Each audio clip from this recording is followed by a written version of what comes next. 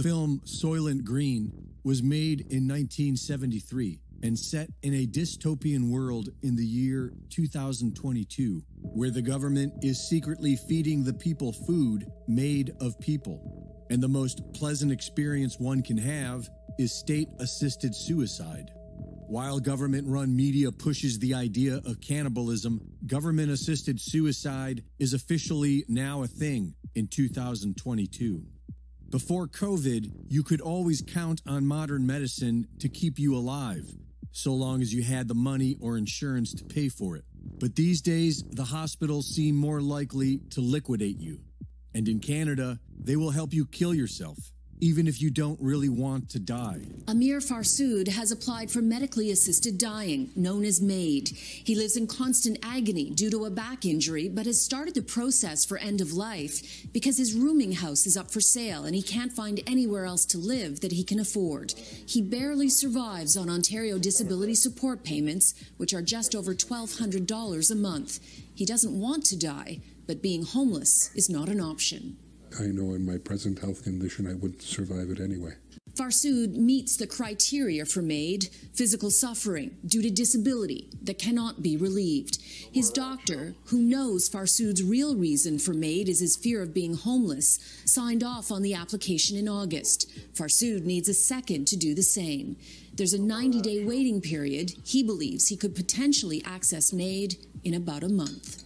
I don't wish to be dead.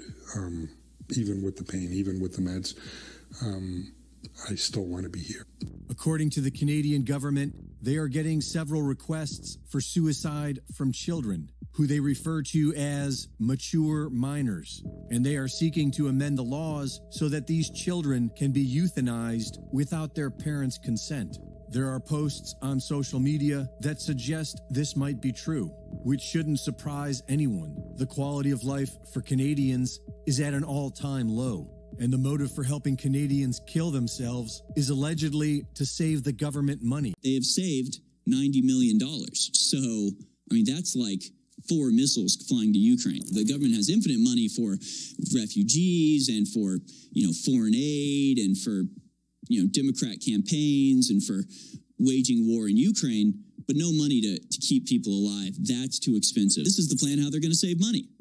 Sure, they're going to welcome in a couple million foreigners every year, put them on the free healthcare ticket.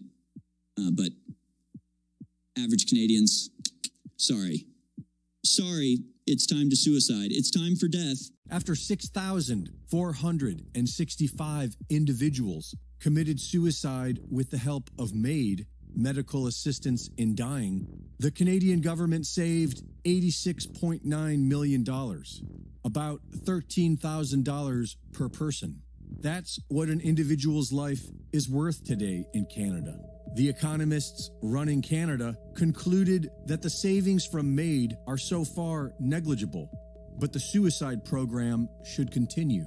This is the predictable outcome of big government.